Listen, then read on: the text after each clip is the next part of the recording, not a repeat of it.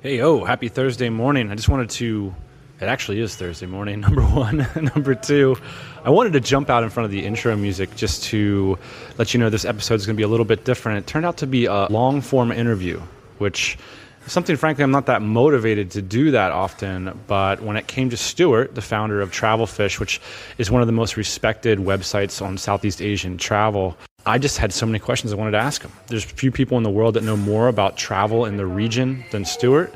And we focused a lot on that, on expat living, on travel. Towards the end of the conversation, we get into how he turned Travelfish into a business that employs writers throughout the region. So things we'll touch on. It's a long show, but we'll touch on raising kids in Southeast Asia, Stuart's favorite travel itineraries if you're coming to Southeast Asia for a month or less, the full moon party. We'll talk about, the best temples, foods, and visas in the region, some of the best places to live, and some of the recommended reading that Stuart has. So this was a really fun one for me. I hope you enjoy it too. The show notes are at tropicalmba.com/travelfish.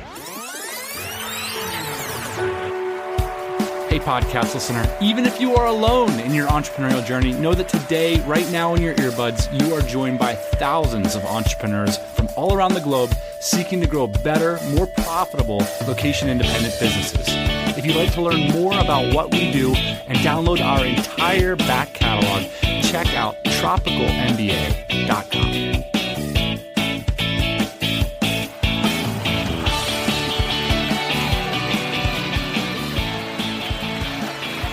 In 2008, I moved to Vietnam, and it's the first time that I'm an expat. Mm-hmm. And I lose my funding from the guy who sent me over here to check out tin mines or whatever. Right.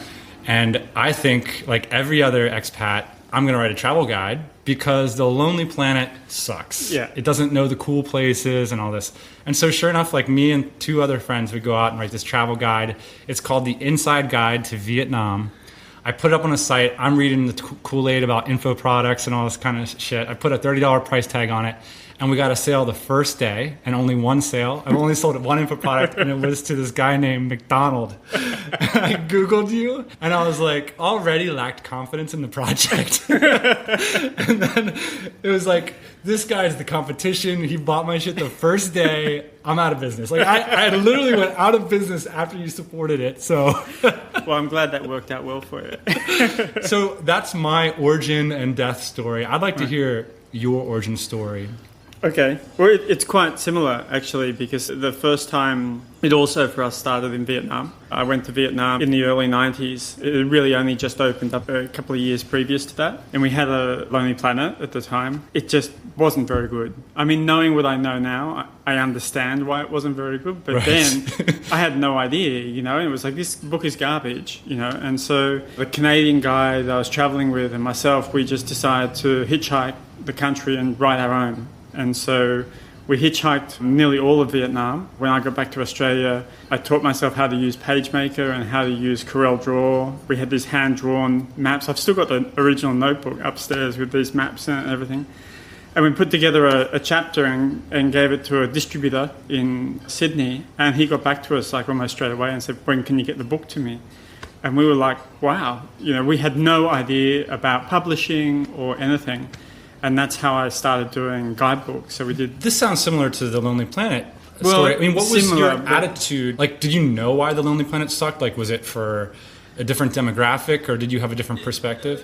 No, it wasn't very good. This is so long ago now, I can't actually remember why it was disappointing. It wasn't really their fault at the time. I mean, to have researched this book at the time would have been a really difficult job because Vietnam really had only just reopened. We put our own one together and that rolled on for a while, and then we did a Thailand book subsequent to that. Now, did you make any money at this time? I mean, this preceded Travelfish. This is Stuart McDonald. This is Stuart McDonald and Daniel Corrales and Tim Bonnell. It was we're traveling friends, Wow. But we had no experience in publishing, no experience in writing, no experience in anything. I was packing shelves in the supermarket at the time, But we thought we knew what travellers wanted, anyone who writes a travel guide, you're sort of doing it through your own eyes. And so, we sold some, but not a lot. And then I met Sam It was funny, I met Sam at the Travel Writers Workshop in Sydney. Everybody was asked to bring along something that they had written previously, and all I had written were these guidebooks. I mean, I hadn't done any magazine writing, or I'm not a writer, you know. So I brought this Vietnam book along. Everybody else had like magazine cuttings or newspaper stories or whatever. And so it turned out that Sam had used my guidebook when she went to Vietnam, and she couldn't believe that something that was so badly edited could ever get published, you know. So it was love at first sight. Then we came back up here ostensibly to do a book on Laos, which was sort of, again, an emerging destination that nobody was going to. Then the currency collapsed and we doubled our travel savings, and so then decided to just stick around in the region. And that was in 97. So we did all sorts, worked at the embassy, at newspapers, whatever, in Bangkok. We just started doing Travelfish. You know, my job at the embassy, there was a website portion to the job. And then when I moved to Nation Group, which is one of the Thai newspaper groups, we actually moved to Phnom Penh, but I kept my job at the paper. It was a very unusual situation. So I was able to use my know-how from writing the guidebooks way back when and the web programming to pull it together and say, well, let's make a travel website. And so when was the date around where it became a feasible business to pay for the rent? It went live in early 2004. We officially launched it on July 12, 2004. We weren't making any money at all for the first year or so. There was no business plan. There was no idea of how we were going to make money. I didn't want to go back to a newspaper. I didn't want to work in an office again. I didn't really want to work with other people again. I just enjoyed doing this kind of thing, you know, like telling other people, maybe not go to that island, go to this island, don't go to that beach, try this beach, that kind of thing. Did your early guides have that kind of opinionated thing? Because they must have been really thin, right? I mean, if you go to Sapa, you can only stay in one or two guest houses, right? Or did you walk around and look at the rooms? We looked at everything. Like, this is the core thing that we did from right at the beginning with the books, which has really informed everything I've done, is that if you haven't been there, you haven't been there. That's it. You have these whole travel industries that are built on like desk research and internet research and all that kind of stuff. It's all bullshit. If you haven't been to the place yourself, I don't think you're qualified or in a position to tell somebody else that they should go there. To put it into perspective now, how many pieces of content are you serving to the search engines right now? We have about 6,500 guest house and hotel reviews. I've personally reviewed probably 3,000 of those. We cover about 650 destinations across 7 countries. In the wires, there's about 350 feature stories and probably 2,000 or 3,000 wire stories. And then the forums. The forums, like 100,000 something or others. Something like that. So a lot of content. And some of it is updated like yesterday and some of it is quite out of date, but that's sort of the nature of the game. If anything you ride is out of date the moment you walk out of the restaurant. Southeast Asia has turned into kind of a bastion for the MacBook jockeys, so to speak. And a couple places have emerged, at least in my reading community, as places that are uniquely suited for that lifestyle. Chiang Mai, Ho Chi Minh City, Bangkok, and maybe a small handful of others. I would be curious to see like what you would identify as like the up and coming locations in Southeast Asia, the places that might be identified as a hotspot 3 or 5 years from now, places that you might select to base your life out of. It's a difficult question, primarily because I've got 2 kids. So once you've got children, your position is dictated to by schooling. Let's talk about that. A lot of my listeners have kids and they're curious about what coming to Southeast Asia, how it might impact their kids' lives. So how old are your kids? 6 and 7. They both go to a Montessori school just around the corner from here, which we're very happy with. Like it's a perfect school. Whether you're living here or in Thailand, Malaysia, whatever, school is disproportionately expensive compared to your other costs. So it costs us about twice as much to educate the kids as it does to pay for rent for a year. So to give an example of to send one child to a good school in Bali, it might cost something like... We're paying about just under $10,000 per child. Significant. Yeah. Yes. Yeah, it is. And that's not the high end. I mean, there's more expensive schools here. You can pay somewhat less. I'm pretty sure as a foreigner you can't put your kids into the local system. So you're sort of a little bit over the barrel. I mean, it's the same in Bangkok. If you want to go into an international school, it's a significant amount of money. In general, I've noticed that these are kind of your kids are kind of running with the elites, which do you feel like that's... Not really. I mean, it depends on the school. I mean, in the case of our kids, It's a mix. There's some international kids there, some from mixed parentage, some Balinese kids, some Indonesian kids. It's a mix. I wouldn't categorise it as a elitist kind of thing. It's not like Green School or some of the big schools in Jakarta or Bangkok or something like that. Okay. I mean, that was my experience. I went to an international school for a couple of years when I was in Italy. And when you're the kid in the school, it's just Federica or whoever. It's like someone who you're playing with. And you go back 10 years later and she's living in a castle. It's like, I didn't notice that, Well, what would be some good places here in the region then for families? What other places might you select? Well, we're very happy in Bali. I think Bali's a good sort of compromise in many ways. It's not perfect. But we decided, we've lived in Bangkok and Phnom Penh and Jakarta before living here. And we definitely don't want to go back to a big city. But the cities are where the schools are, so it becomes a trade-off. I'd happily go and live on Koh Phangan or something like that in Thailand. But schooling is a problem. Like, unless you're going to homeschool the kids or something like that, you get quite limited. I can't really speak for a lot of other places, really. I would assume there's good schools in Chiang Mai. Anywhere that has a Phuket, Samui, anywhere where there's a sizable number of expats, then there'll be some kind of school catering to them. It'll cost you. This sweeping sound, by the way, is like the mascot theme of this podcast. Like, it always makes its way onto the show. There's always sweeping. Yeah. You wrote an article recently about Bali isn't a shithole, basically. It's not the shithole that you think it is. Yeah. And I've noticed that a lot of people, they kind of buzz through Bali and they get a bad taste in their mouth. There's this weird dichotomy. Like, a lot of people come here and they're like, oh, there's touts and there's pollution, I'm out. And then there's this small group of people, like 15, 20%, that are like, it was almost a spiritual experience to come to Bali, and now I'm addicted to the place. Yeah. What's your perspective on that? Why does that happen? Well, people are lazy. We've been in Asia since 97, and we never even considered coming to Bali until we were living in Jakarta. And Jakarta, I really didn't take to. And so we would come down here occasionally for weekends and stuff like that. We didn't even consider coming here because it had such a bad reputation for trashy Australian tourism. And I was like, why would I want to go there when I can go and hang out in Thailand or whatever and not have to deal with ugly Australian tourists or something like that? But then our house got flooded out in Jakarta, and so we decided to leave and come down here for a longer stretch. I had a better look around. And so the previous times when we come here for a weekend, it was like, It wasn't long after the Bali bombings. It was nowhere near as booming as it was now.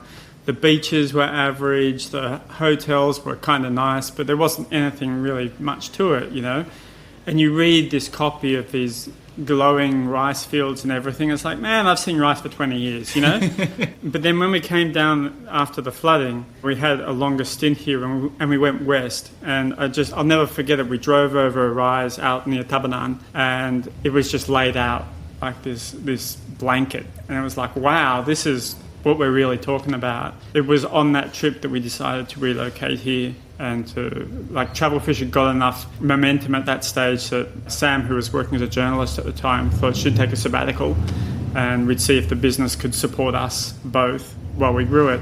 And that was 7 years ago. A lot of people that come here, they're going up to Ubud. You mentioned something that I'd sort of shared, is that it doesn't resonate with me as much as it seems to with a lot of expats. What's the reason for that? I just don't get the appeal of Ubud. I never have. Bali is a really easy place to hate. If you're lazy, if you come here and you spend your time in Ubud and Kuta and you waste half your life at the bloody airport, then it's really easy to go away and write a post saying Bali's a dump. Yeah. But it's not. I mean, parts of it, like anywhere, there's places that you just don't want to go back to. But there's far more to it than that. The longer we stay here, what we say is Bali is somewhere you have to earn. You have to make the effort to get away from some of the tourist traps. I mean, some people love Ubud.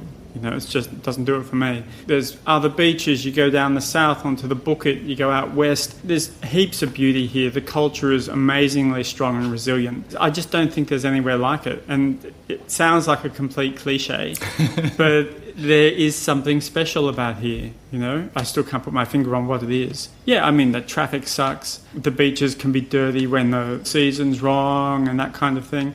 It's a growing destination, There's an experience I had I think it was in 2012 or 2011. I was in Pham Ngu Lao, walking down the street in Saigon, and comparing it with 3 or 4 years beforehand when I had been there. Right. And I was blown away by how much change and like to see development happen, I kind of, as a Westerner, I had this idea that like if things get developed, they get shittier. Right. And I was amazed to see that like the streets were cleaner and that it was more organized and some of the lines had gone underneath the road and this and that. And I'm curious, like sometimes when I go back to my hometown Cowpatch, things have not changed as much. I'm curious to ask you like, what you feel like's changed over your 15-year course here. I mean, the pace of change is radical, and like what has been the most significant changes that stick out in terms of your lifestyle? Well, I mean, everywhere. I think the whole way people have traveled has changed. That's affected a lot of things. I mean, okay, I'm just back from 3 weeks on Koh Phangan in Thailand. And as I was saying earlier, I used to spend a lot of very unproductive time on that island doing nothing. And you could rent, on the beach we used to stay at, there were only 2 places to stay. This is in the early 90s, and you could get a beach hut for 60 baht. I mean, it was a share bathroom and everything, but the beach was literally... That's $2. Less than $2. Less than $2 for a beachfront shack, and the beach was literally 5 meters away, right? Now, in that exact same spot, you can pay 28,000 baht for a private pool villa. Okay, so that's in 20 years. So on one hand, like that entire bay was owned by 2 families.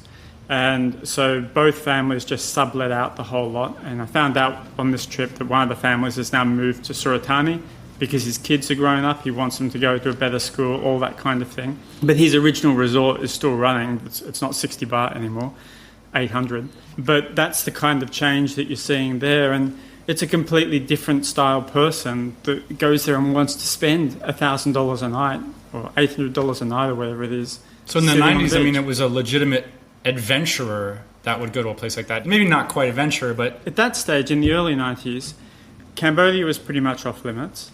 Vietnam had only just opened. Laos the visa was $100 and that got you in for 7 days.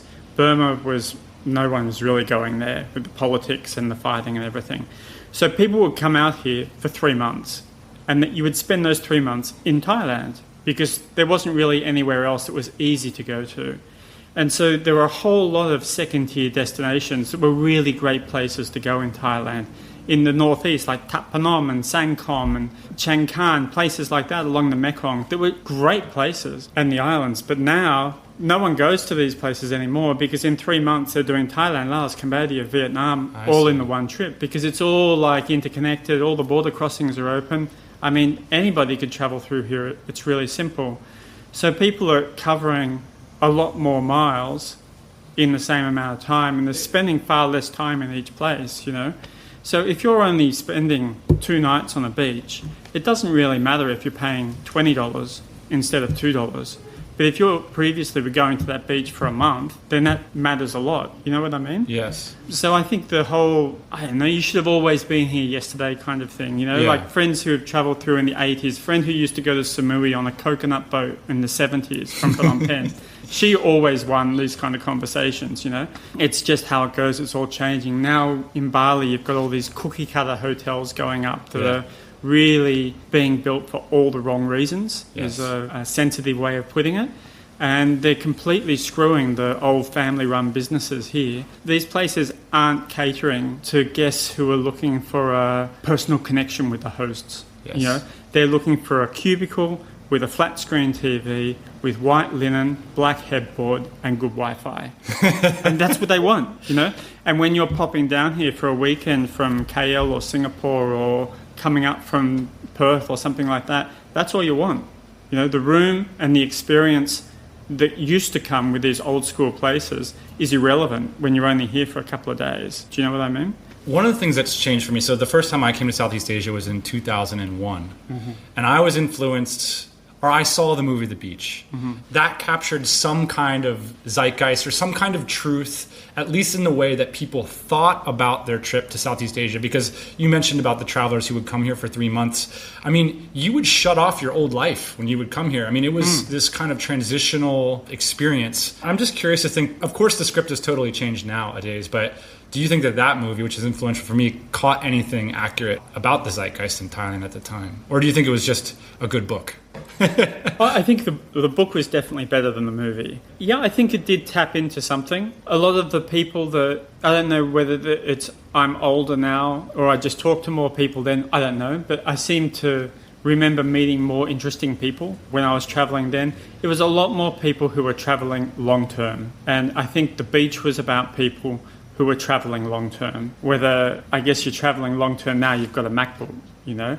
I mean, when you're taking a long trip, like my long trip was 2 years away. I mean, a stint of that in London, but most of it was traveling. You were just opting out of the whole system. I mean, obviously you're privileged in that you've been able to put that money aside so you're able to say, I don't want to be a part of this system anymore. So that straight away puts you in a bit of a position of privilege. But still, I think it's a really attractive idea. People sort of say, this is what I really want to do. The beach did a really good job of creating an image of that dreamland, you know, but in the end of that, they all try to kill each other, you know. And I mean, that's easy to see too, you know. I'm just at the full moon party. I mean, it's easy to see that. There's an element of the movie that there's a couple things. There's the opt-out script, which if you were to say, like, what's the cutting-edge opt-out script now, it might kind of be the opposite. It might be actually building a business while you go to Hat Rin. But in terms of the romanticism of, like, finding that place, the cool beach in Thailand where no one has found, are there spots in Southeast Asia, like a Bagan, or Bagan probably pretty figured out, whatever, but is there places that have that kind of romanticism attached now in traveler lure? Yeah, absolutely. Yeah, I mean, but I think it's a myth to think that you have to travel a long way to find these kind of places. I mean, even on where I was on Koh Phangan, I was there on the island for 3 weeks, and 2 of those weeks I spent on a beach that is like 15 minutes by boat from Hat Rin. But it is a completely alternative kind of a set, and there's a lot of people living there doing really interesting things that could have dropped straight out of the beach. You know, open the book, these guys fall out, you know. And I mean, they have created that clique. It's what they want. It doesn't appeal to everybody, obviously. But that's on Koh Phangan, so I mean, you don't have to go far, I don't think, to find these kind of people and people doing interesting stuff. Koh Phangan's probably the easiest one. You wrote a really nice blog about going back to the full moon party, which is kind of like almost like an ironic thing to do. You know, for me, like, you talk shit about going to the full moon party, but I think it's cool that you went. I'm sure our listeners are pretty well informed about that. I'm curious, like, if you were to advise like a great party, like, what's a great party that people might not know about here in the region? Or what's your idea of a good party? I mean, you mentioned that you went to a week-long fast. Yeah. That to me sounds like a really fun thing to do. But let's say we want to get a little bit naughtier than that. We might want to drink some alcohol.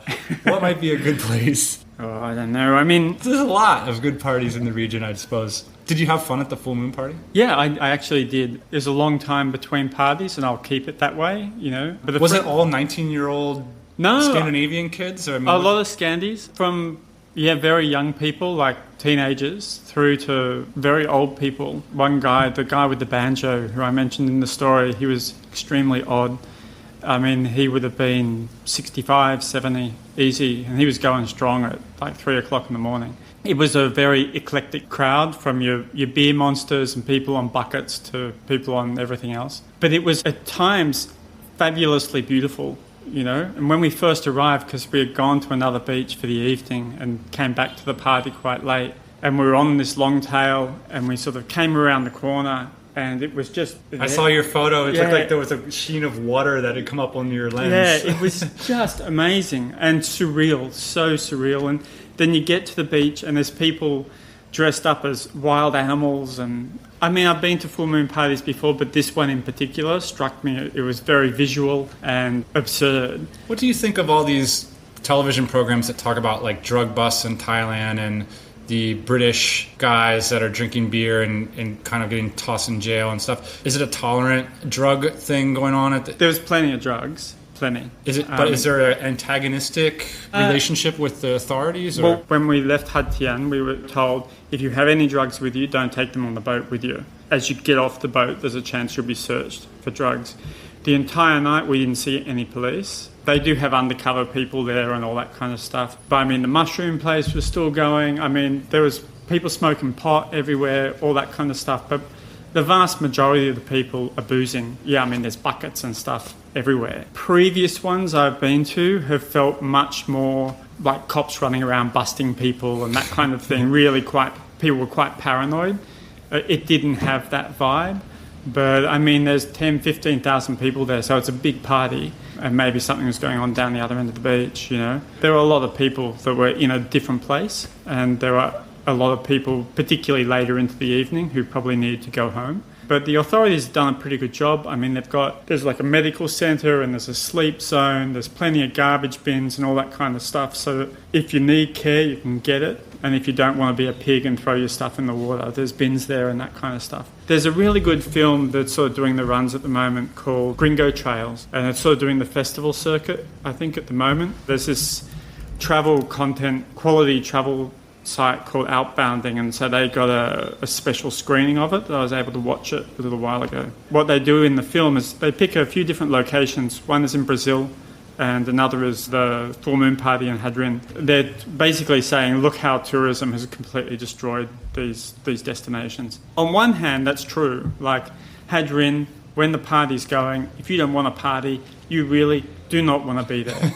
Absolutely, you do not want to be there. But that's one night a month, and okay, a couple of nights on each side, there'll be parties going and stuff. But when I arrived on Hadrin, like on the shoulder, so 2 weeks before the full moon party, it was dead, like really dead. I walked from where the Songtao dropped me off down to the boat and barely saw another tourist. We went to the beach one day, there was perhaps 30 people sunbaking on the entire beach. I mean, it's one of those things, and in the same breath, as much as it's a disaster area, it's created, you know, enormous affluence and created a lot of jobs and all that kind of stuff, you know. The locals aren't running around saying, get rid of the full moon party. Right. They don't want the airport. They don't care about the party, at least not the people I was speaking to. It's sort of an integral part of Koh Phangan now. Let's take a version of you that maybe wasn't so adventurous early or in your life. Maybe you're in Melbourne, you're a journalist, you have a career break coming up for 4 weeks. Right. Your more experienced self can identify a 4-week itinerary from the end of October into November. I'm curious what you would suggest to yourself. What should you go do in Southeast Asia for 4 weeks? What's the route that you would take? Can we push it back to November to December? Because then the weather's better. I would start somewhere like Bangkok, and I'd go straight across the south coast. So from Bangkok across the bottom of Cambodia and then into the bottom of the Mekong Delta. So you can do all of that overland. And then the islands out from Sihanoukville, there's five main ones. That's a really happening scene now of some really beautiful beaches and quite an interesting mix of accommodation and stuff. So you can sort of hop across those, and then you go over into Vietnam, come through the Delta. Nobody travels. Where do you go from, like Ha Tien? Yeah, you cross at Ha Tien. So then you go Sihanoukville, Kampot, Kep. So Kampot, you stop and you got to have ribs at the Rusty Keyhole, and then with the peppercorns. Yeah. Oh my God, once you have them, you can't forget them. Yeah, the peppers. We've still got bags of it here. And then to Kep just to hang out, then to Ha Tien, and then you can go down to Phu Quoc, get another bit of island, and then come up through the Delta and to Saigon.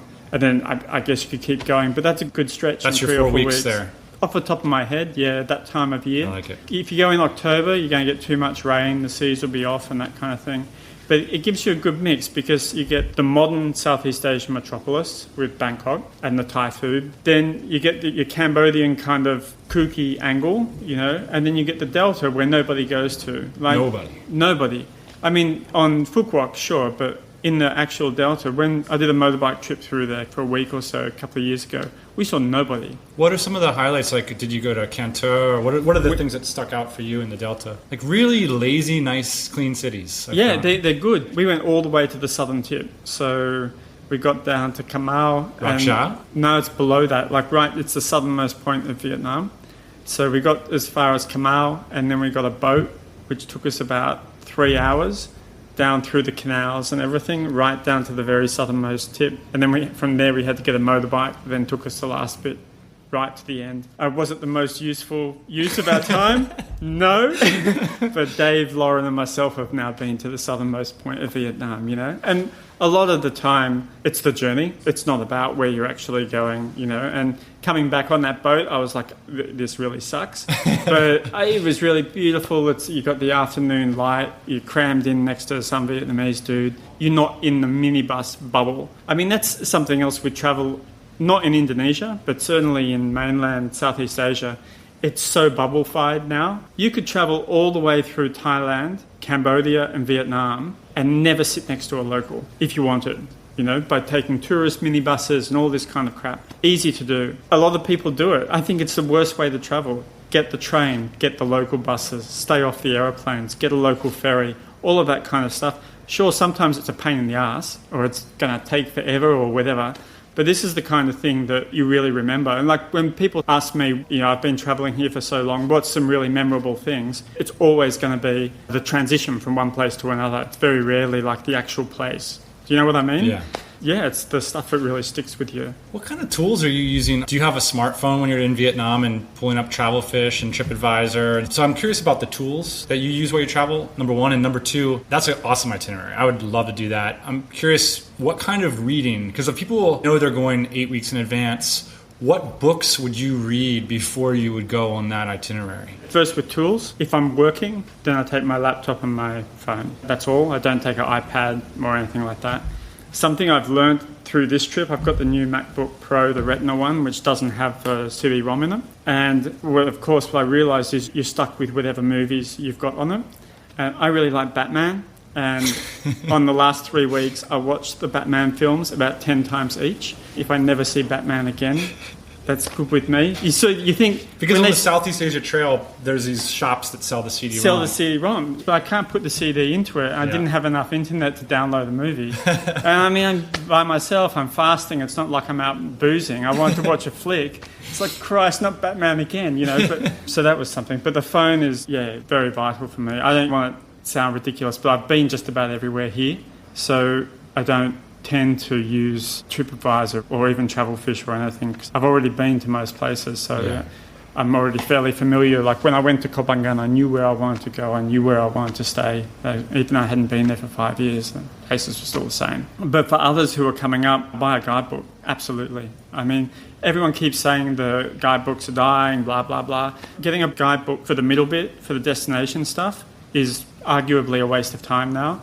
But what you need a guidebook for is the front and the back of the book. You need the front for the history and culture and food and all that kind of stuff. The back for the nuts and bolts. So like visa regulations, flights, how the train system works, how the bus system works, all that kind of stuff. The back bit you can find online. Like we have good information for that side on Travelfish, for example, but we don't have detailed history write-up or culture shock kind of stuff. This is the stuff that people aren't reading. I'm on the fast and I'm talking to other travellers there and I'm like, what are you doing? Oh, we're going to go elephant riding. We want to go and see the long necks. We want to go and pat a tiger, And it's like, no. This is why you don't do these things, But they don't know because they're not reading their guidebook anymore because they're relying on internet websites like ours, although we tell people not to pat a tiger, but there's no money to be made in getting people to read the culture of Thailand, right? Most travel websites are transactional. Like they want you to book a hotel or buy a flight, order some noodles or whatever. It's interesting that you mentioned how much respect you gained for A Lonely Planet after you tried to write your own book. And I felt very similarly, is that a lot of the authors that they select they have 2 to 3 years experience of like sitting in a place and being there and kind of understanding some of the connection between the tourism structure that's coming into the town plus like what's been there beforehand. And that nexus is really valuable to me. I've always found Lonely Planet to be the best to read after I've been to a place. After you've been there. Because I want to see how they interpreted what I was trying to put together when I was there. Right. There's lots of different publishers, and I mean, within each of those publishers, you're going to have strong authors and you're going to have weak authors. I've got some very close friends who are now or have been in the past writers for, say, Lonely Planet, and some of them are exceptional. I would love to have them come and work for me, for example. Other ones, Lonely Planet's quite welcome to keep them. I mean, you've got very strong writers and people who are really just charlatans who are just slipping through the system. And the problem with that, when you're stuck on like a 2-year publishing schedule or whatever, is you don't find out the person was full of crap until the book's been out for a couple of years and someone goes back to update it and they say, well, hang on a second, this guy never came here. Which comes back to what I was saying earlier on from our point of view is, if you haven't been there, you haven't been there. So if you're reading about something on our site, we have been there in person every single time. And I think that is really crucial. But coming back to what people should read, the front and the back of a guidebook, it doesn't really matter which one it is. whether it's Rough Guides or Lonely Planet, whatever, it doesn't matter. But on that trip, read something about the food. I mean, food's really good online. There's some really good food bloggers, Yes. who are doing stuff in Southeast Asia because the food's great and everyone loves taking photos of food. And you don't have to have a history degree to write about noodles. Maybe it helps, but I mean, it's not an essential part of the writing, you know what I mean? You don't need to endure a massive conflict. Exactly, yeah, exactly. But I mean, conflict's interesting. I mean, you talk about somewhere like Cambodia and like the whole Khmer Rouge period and everything is like, if you don't understand that, you don't understand the country. Even though it's happened so long ago, it's irrelevant. So when I read something from some blogger who is there saying, Phnom Penh's really depressing, like I went to this place and there's all bones everywhere, it's like, oh my God, I just don't understand that kind of thing. I mean, there's lots of excellent books that have been written about that period. For that trip, the book I would recommend over anything else it's called River of Time by John Swain, who was a journalist during the period, and he goes back and forth between Phnom Penh and Saigon. It's a beautiful book, just really captured. It's probably romanticised somewhat, and everyone's sort of got their idea of what it must be like. I mean, you read books like there's one by Milton Osborne where he's talking about Phnom Penh in the 60s. It's just, oh my God, I want to move there tomorrow kind of thing, really fabulous. But so reading that kind of stuff, even though it's not relevant so much to today, it's still giving you this background knowledge to... Otherwise, everything is just a superficial veneer of pancakes in the morning and noodles in the afternoon and cheap Chinese beer or whatever, And I'm not saying those things aren't an important part of travel, but they're really just a very small part of it, Are there books about Vietnam or Thailand that stick out to you as important ones or interesting ones? Quite American is a standard one. It's pretty good. The Beach. Of course, there's obviously. like tons of war literature. There's even some newer things like The Catfish in the Mandala. This is quite famous. I haven't read that. Halfway through it no. or something. I'm reading a book at the moment that has just come out called Indonesia, etc. And it's an awesome book by I think it was Reuters journalist in Jakarta, but she's been here for years on and off. It's called Indonesia, etc. because in their constitution there's a line that talks about Indonesia, etc. Who has etc. in their constitution, A country with 17,000 islands, a lot on the periphery. Yeah. I mean, Indonesia seems like sort of the beast in the region, yeah? I mean, it just seems like most of it's a sort of a black hole. Do you feel that way? I mean, in terms of... Black hole in terms way? of like information from, Westerners coming to Southeast Asia generally to travel, you just don't hear a lot of people... I know. I don't know why. I've never been to the Philippines, so I can't... When I talk about Southeast Asia in this way, I'm talking about Southeast Asia except for the Philippines. But I think Indonesia is absolutely where it's at, right? Because Thailand is so easy. Vietnam, Laos, Cambodia, they're all super easy to travel in. Traveling here, it's an endurance course, But it's good. It's really worth it when you get to wherever you're going, even if it is 2.5 days of travel or whatever to get to wherever. And there's just so much here that people just don't go to. I mean, Indonesians are huge travelers. You'll go... Like this place I was telling you about in Sumatra, there's plenty of Indonesians there. There's just not many foreigners coming through. Partly it's because they've got a really stupid visa rule in here, and it's not easy to do a visa crossing. 30-day visa.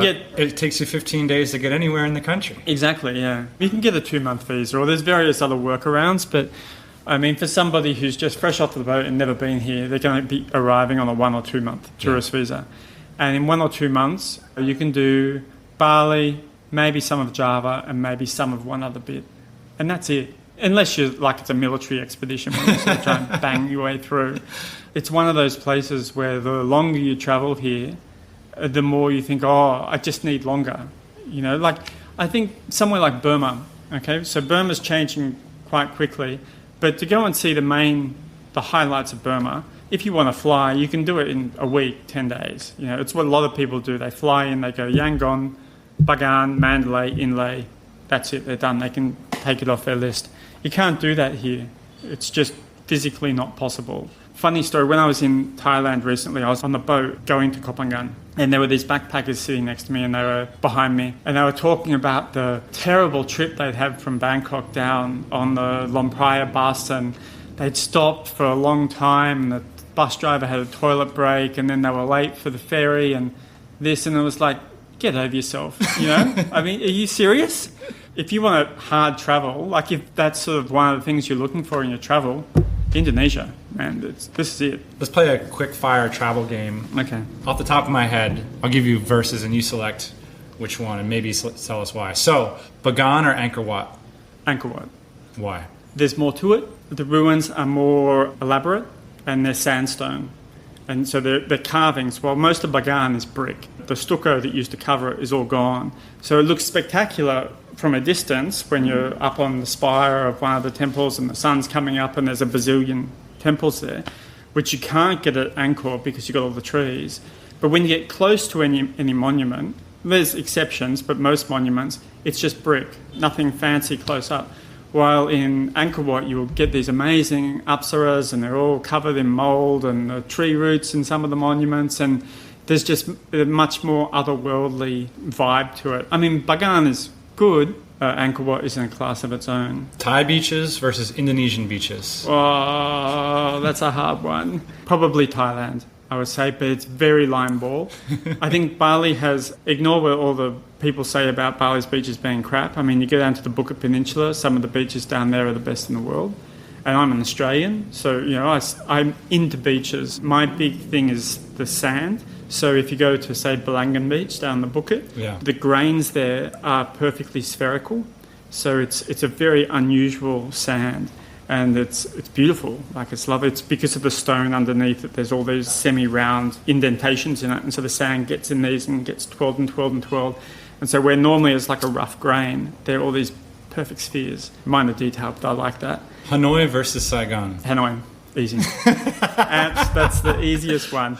Hanoi is just, I mean, yeah, the weather's shit, but I mean, the it's place a tourist is dream, isn't it? I mean, it kind of just delivers. Yeah, I'd sort of put Luang Prabang and Hanoi in a similar kind of category. Luang Prabang, like Hoi An, is sort of been Disneylandified. You know, it's a lot of the houses in the old part are now like, you'll get a croissant and they're cafes and stuff, where, yeah, okay, a lot of old Hanoi is like shopfront travel agents and all that kind of stuff.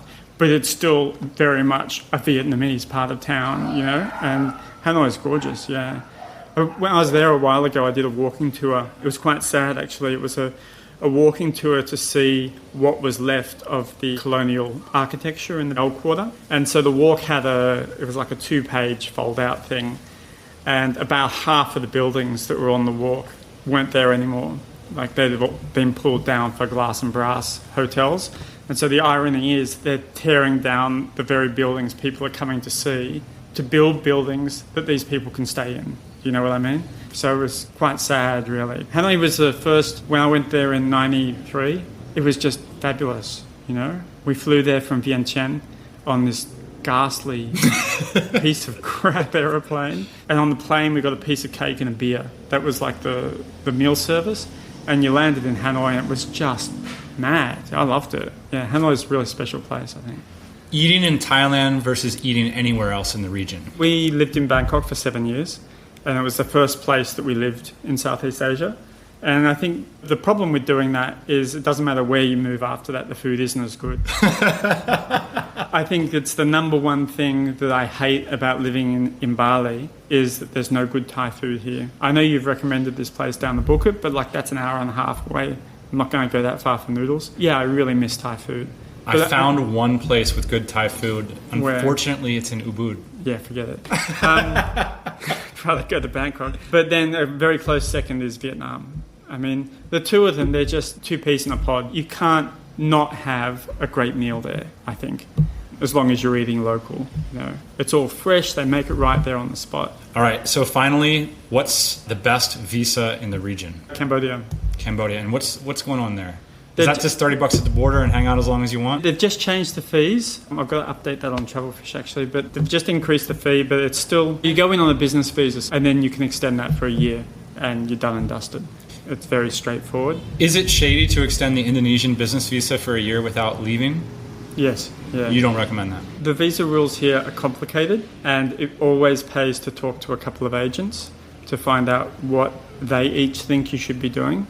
And it's not necessarily going to be the same thing. I did a column about this a little while ago in our newsletter where I said what one of these countries needs to do is come up with a visa that is like a self-employed traveller kind of visa.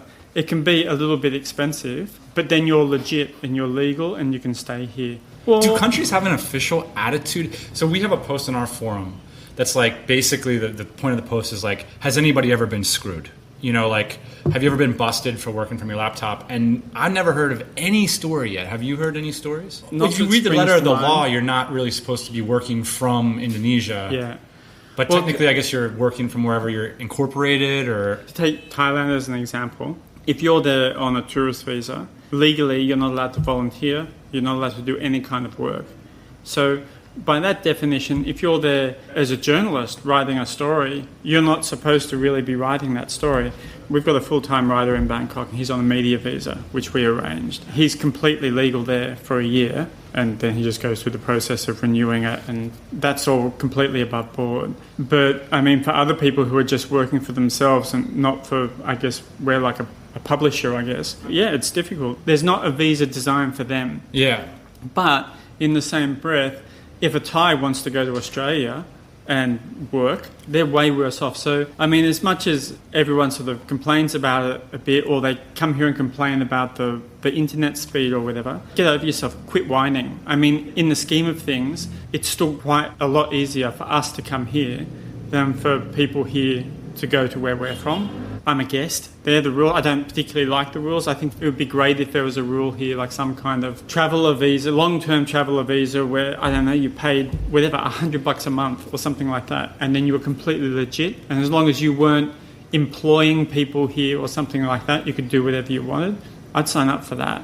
You know, I think I don't really have any problem with that kind of idea. And I think a lot of people want to be legal, but there's not really something there. They're not starting a business. I mean, to start a business, you have to have local partners and all that kind of stuff. And they're not. They're really like a remote worker for a company somewhere else in a different country. You know, so the media visa worked for us, for David in Thailand, but there's not an equivalent in some of the other countries.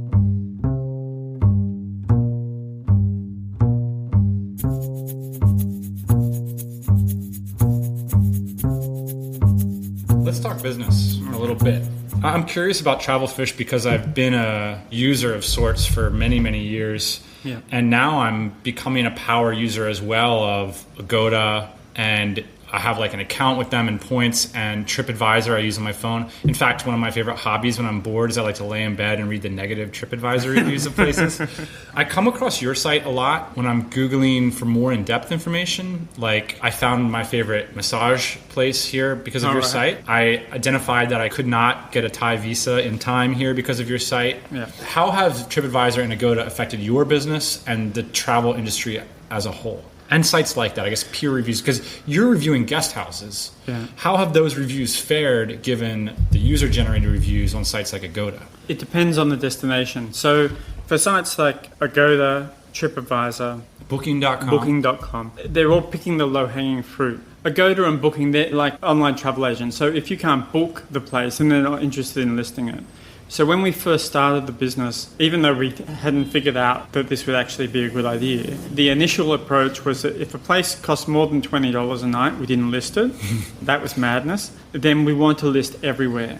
So at one stage, we listed over 200 places to stay on Koh San Road, right? Which is completely insane. Right. It was a stupid thing to do from a research point of view, and it was impossible to keep up to date.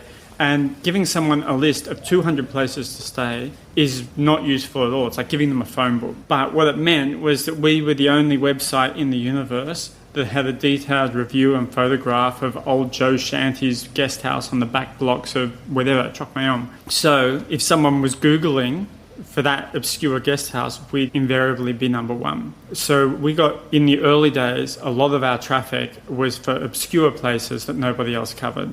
We got a researcher, Don, and he did a research trip through Laos for us, and he covered everything. Like, he went everywhere, places that no one in their right mind would ever go to, but we covered them. So what it meant was that we were getting all this traffic into places that no one else covered, so we were number one. So that was really good from a traffic point of view, but there's absolutely zero ways of making money out of it. I mean, okay, you can have some AdSense ads on or something like that, but you're not going to get reservations. Over time, TripAdvisor has eaten up a lot of these more obscure places. You'll see some of it on Wiki and stuff as well, some other publications. Sometimes I read something, I'm like, I know I read that somewhere else, and it will be uncannily like what we have, and someone has taken it and rewritten it and on-sold it to somebody else. There's a couple of magazines that do it and that kind of thing. Let's talk about monetization before we get into the content. So what are the ways in which you're monetizing your content currently? You have the Agoda. We have cookie. They cook you for 60 days or whatever, and then Agoda, they've changed it again. So I think it's a 30-day cookie now. I can't remember. So we have that.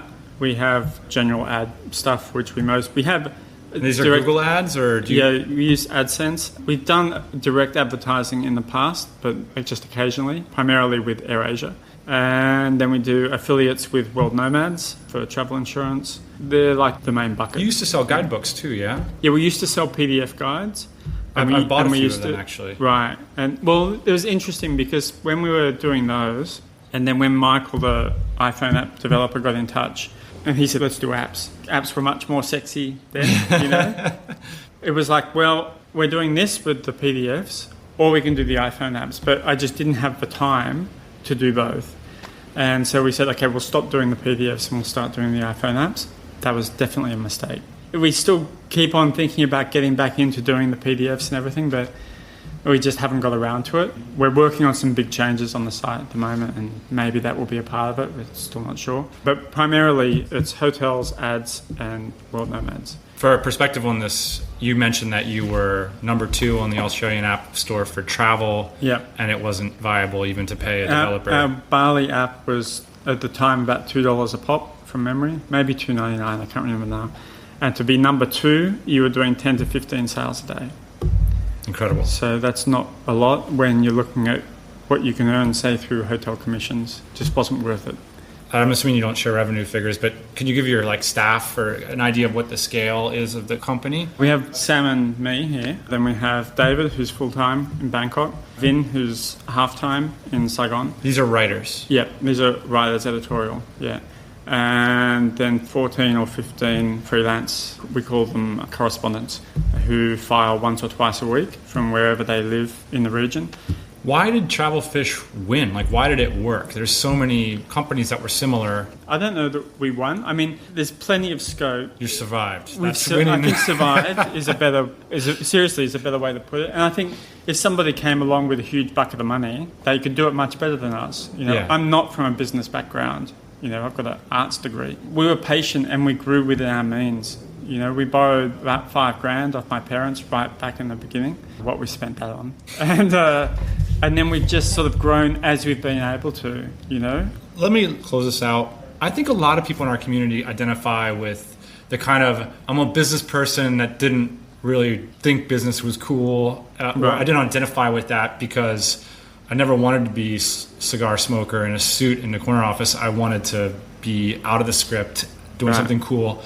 And you kind of monetized something that was your passion, which a lot of people say can be a problem. Don't be a cook if you love cooking. And I'm curious as to what are the business challenges that come up for you as someone who doesn't primarily identify as a business person? Certainly you're a business entrepreneur now. Yeah, by accident. Like I said, I'm not from a business background. I don't bullshit. We try now for me to meet all the writers when we employ them. So when I was in Thailand, we took two new writers on it. Made a point of meeting both of them. And I think that's important. I'm putting my trust in them. I think it's important to keep things on a personal kind of a level. Do you know what I mean? The business has reached a point where it's a good going concern, right? It supports me and my family and supports a team of writers. We're paying them more year in, year out, which is what I want. But now we're at this point where really to grow the business much bigger, it needs to be a lot bigger and take more of my time and Sam's time and everybody else's time. I don't know that I want to have this enormous business, Years ago, we were contacted by somebody, an investor, and he wanted to make it a global business. And I'm like, no, I don't want to do that. It was very flippant back. But I was like, why would I want to write about? I don't know anything about South America. I can't speak with any credibility about South America. But as long as we stay just in this one region, I'm in a comfortable space. But at the moment, we're really spinning wheels, So 2 final questions. One, why .org and not .com? Okay. I need to know the story. Somebody else has the .com, and then we offered them quite a bit of money a while ago, a few years ago. It was about 15 grand, 12 grand, something like that, and they never even responded. It's not a bad branding move, really, at the end of the Well, day. yeah. It's like you care. Yeah, I know, but the guy with the .com has a site that makes it look like a travel site. Lovely. So you get sucked into all these ads. It's a real bullshit experience.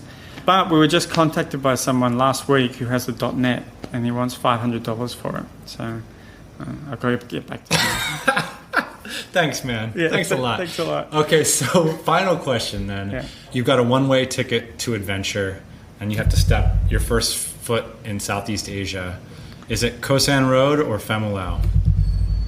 I've got a soft spot for Koh San, I have to say. People love to write it off, but it's so tragic that I think you can't understand the backpacker scene in Southeast Asia if you haven't been to Koh San.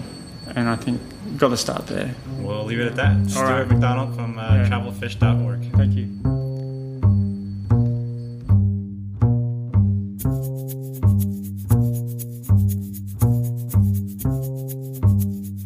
If you stuck around to now, you're a real travel nerd, and I hope you enjoyed hearing from Stuart just as much as I did. The notes to this one, all the recommended reading links and everything that we brought up in the conversation will be at tropicalmba.com/travelfish, and we'll see you next Thursday morning, 8 a.m. Eastern Standard Time. Hey, thanks for listening to the Tropical MBA podcast. You can go to tropicalmba.com, get access to hundreds of back episodes and all kinds of other goodies. Load up your iPod. That is the cheapest way to fly business class on your next international flight. We will see you next Thursday morning, 8 a.m. Eastern Standard Time.